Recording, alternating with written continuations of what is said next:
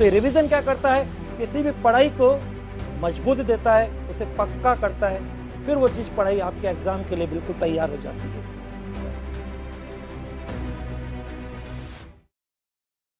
अगर मैं आपसे एक प्रश्न पूछूं, रोटी जली क्यों, पान सड़ा क्यों और पढ़ाई भूली क्यों, तो सबका एक ही जवाब होगा, इनको हमने वापस नहीं देखा, इनको पलटा नहीं, यानी इनको रिवाइज नहीं किया।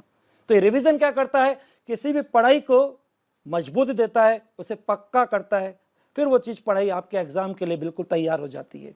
इसलिए रिवीजन में 3 वर्ड इंपॉर्टेंट है, एक्चुअल, कॉन्क्रीट और सॉलिड। 3 वर्ड बोले, एक्चुअल, कॉन्क्रीट और सॉलिड। सबसे पहले एक्चुअल का मतलब, रिवीजन का मायना है रिवर्स गियर स्टडी।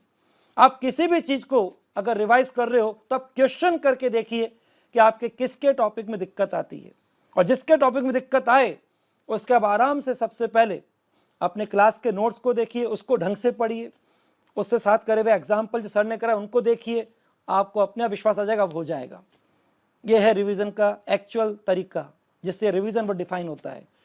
दूसरा, कॉन्क्रीट का मतलब, ये टॉपिक जिसके लिए आप एग्जाम के लिए तैयार हो रहे हो तो उसका इतिहास, उसका पुराना question bank, previous year question bank क्या कहता है।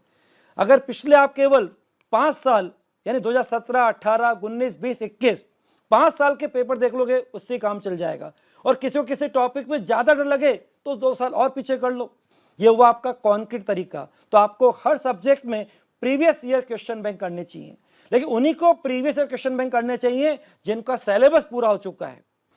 अब आता है तीसरा स्टेप, आपने अपने लिए दोनों चीज तो कर ली, लेकिन सॉलिड तैयार आप तब होंगे जब आपके लिए है जो ये एग्जाम कंडक्ट करने वाली बॉडी है, इसका नाम है सीबीएसई, और सीबीएसई की प्रेस्क्राइब एनसीईआरटी, इसलिए आपको एनसीईआरटी को जरूर देखना है। हो सकता है आपके सर एनसीईआरटी के लिए मना करें, लेकिन आपको एग्जाम देना आपके सर को नहीं देना है। अब अपने सर को लेके जाओगे, पढ़ाने वाले सर को लेके नहीं जाओगे। इसलिए ये सर नॉलेज के हिसाब से भी और रिवीजन के हिसाब से भी, एनसीईआरटी के हिसाब से भी सॉलिड तैयार होना चाहिए।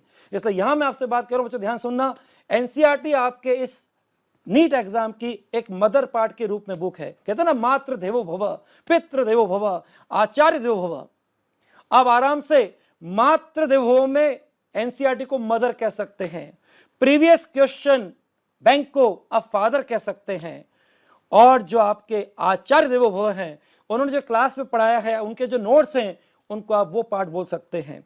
उन दोनों को तो आपने देख लिया, लेकिन एनसीईआरटी को जरूर देखना।